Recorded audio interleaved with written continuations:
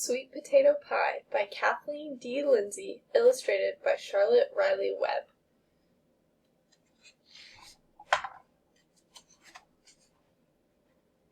I was nearly 8 years old when a great drought swept across our country. I had many gardening chores that summer. I hoed the ground, pulled weeds, and picked those wrinkled vegetables that didn't get all the water they needed. Papa said those were the worst crops he'd ever seen. But finally the cool weather came, bringing the sweet rain, just in time to save our sweet potatoes. Papa was a hard-working man, but even hard work wasn't enough. Late one morning, as we sat in the kitchen, Papa pulled a letter from his pocket. It was a note from the bank, and it said the bank would take our farm in a month if Papa didn't pay back the money he had borrowed. We owed nearly $75. That was a heap of money. "We don't even have 75 cents. How are we supposed to pay back $75? Papa said with a worried look on his face. Papa walked slowly to the back door and looked out across the field. "All we have left are the sweet potatoes," he said. "We'll have to come up with something, or we'll lose the farm." I looked over at Mama, sitting in her chair, sorting scraps of cloth to make a winter quilt. A moment later, she put her quilting aside and went to the cupboard. She took out 2 freshly baked sweet potato pies, 7 cracked and chipped cups, and an old teapot with a broken spout. "Come on, children, let's have something sweet," Mama said. Mama always thought something sweet would help us solve our problems. Papa said, trying not to sound too worried. "I'm a lucky man to have a wife who makes the best sweet potato pies in the country, and 5 hungry children who love to eat them up."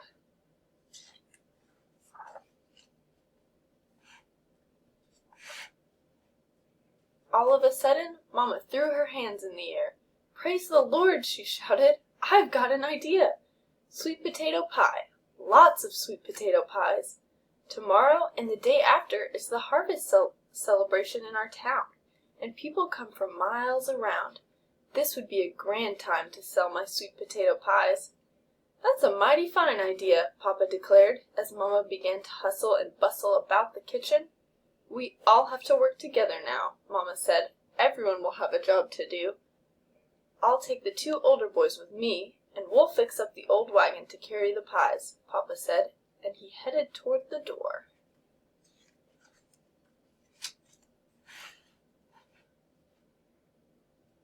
Mama handed Jake and me buckets to fetch milk from our old cow, Lizzie. We ran off to find her while Mama and my big sister Martha got busy peeling a mound of sweet potatoes. "Good morning, Lizzie," Jake said. "I'll be obliged if you want to give us some of your sweet milk for Mama's pies." Jake was just about done milking Lizzie when she let out a big moo and started to kick. To calm her down, I commenced to singing and dancing. Then all of a sudden some squealing piglets ran through the barn. "Watch out, Sadie!" Jake yelled as I lost my balance and hit one of those buckets with a bam! Milk splashed all over me, head to toe.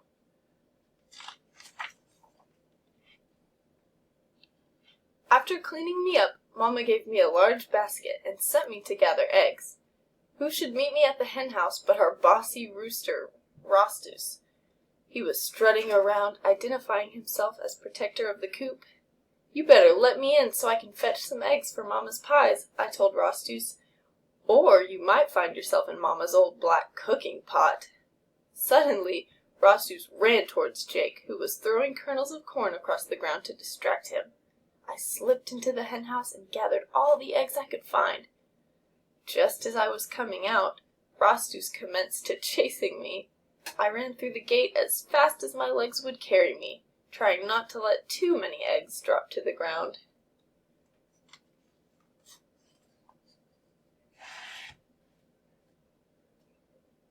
Next, Jake and me hitched up our half-blind goat, Nanny, and went to fetch a sack of flour at the mill house. On the way back, Jake decided to take a short cut up a rocky hill.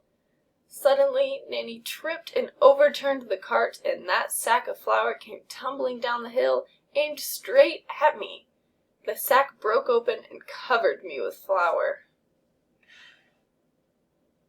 Mama and Martha were cooking and mashing sweet potatoes when I walked into the kitchen. One look at me, and Mama let out a big scream. Then she began to laugh so hard she cried. "Are you mad at us, Mama?" I asked sadly. "Now how can I be upset when I know my babies did their best?" Mama said, wiping tears of laughter from her eyes. "I think we have just enough ingredients left to make my sweet potato pies."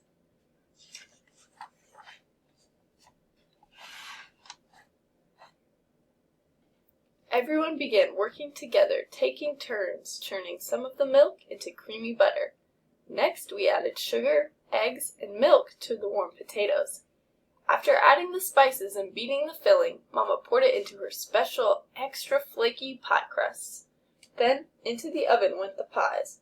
When the last pies were done, we fell into bed, anxious for morning to come.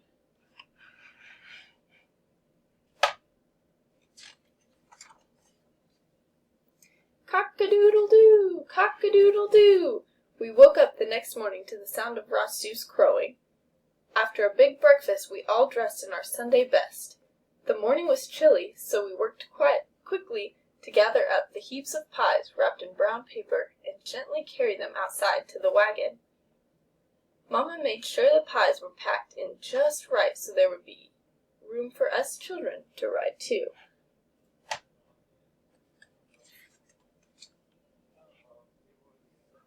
What a sight we saw when we arrived in town! Folks had come from everywhere for the harvest celebration. This celebration is where hard-working people come together and proudly show off what they grew on their farms or made with their hands, Papa said. And some win blue ribbons, too. He chuckled and looked at Mama out of the corner of his eye. Everywhere we looked, people were selling wonderful things: fruit, vegetables, cakes, pies, jams, toys, quilts, and lots of pretty cloth. But nobody, not anybody, had sweet potato pies but us.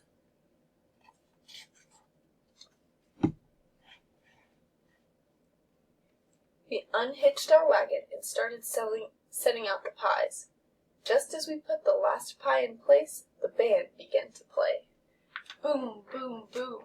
The drums sounded like thunder. Clang, clang, clang. The big brass cymbals crashed together. Pies for sale, pies for sale, sweet potato pies for sale. We all tried shouting over the music, but nobody seemed to notice. Pies for sale, my Mama's special pies for sale, I shouted even louder, but everyone kept rushing by us. Mama, don't they want our pies? I asked sorrowfully. I don't think they can hear us, Sadie, Mama said. The band is playing so loud, it's drowning us out.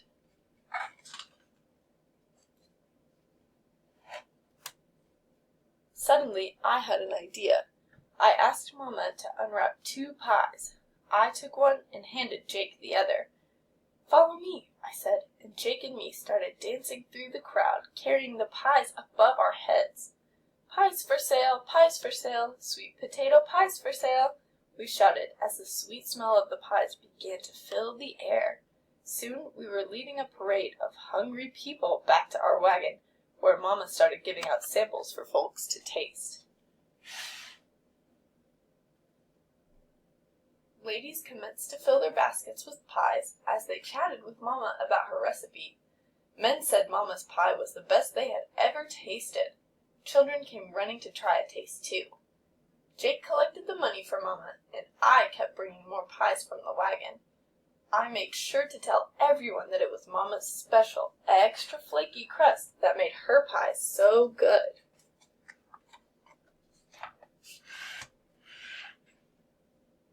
After a while, Mama and Papa took us to the prejudging tent, where Papa had secretly entered one of Mama's pies. Everything looked so good. Mama, Mama, we suddenly heard Martha call. Come quickly. When we reached Martha, we saw a big blue ribbon on Mama's pie. It had won the prize for best pie at the harvest celebration. "Mercy me!" Mama declared, and we all started whooping and hollering with joy. Next, we went to the general store to see if Mr. and Mrs. Fields wanted a pie. They bought 2 and put in an order for 10 pies to be delivered every week. The women at the sweet shop ordered a dozen, and the owner of the restaurant told Mama he wanted as many pies as she had time to bake. By nighttime, Mama had an order list as long as my arm.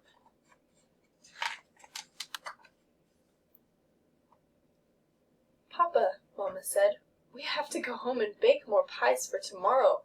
We've sold every last one." Papa laughed loudly. "Isn't that something?" he declared. "Well now, you and the children go wait for me in the wagon. I'll be right back. I forgot something at the general store." Moments later, Papa came out with a large brown box and gently placed it in the back of the wagon. He winked and whispered to us to care with the box, 'cause it had something special for Mama inside.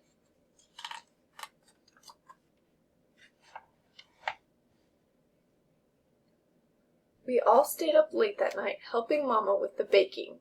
As we sat around the kitchen, waiting for the last pies to come out of the oven, Mama set the table with her prettiest tablecloth, Sunday napkins, and the brand new china set Papa had given her as a surprise. Then she commenced to cut thick slices of sweet potato pie. "Mama, it was mighty clever of you to think of selling pies at the harvest celebration," Papa said as we ate our pie and sipped our tea. Mama smiled. "It's this hard-working family who's clever. With everyone's helping hands, there will always be enough pies to sell." And that year we made enough money selling Mama's sweet potato pies to save our family farm. And then it has the recipe for the pies.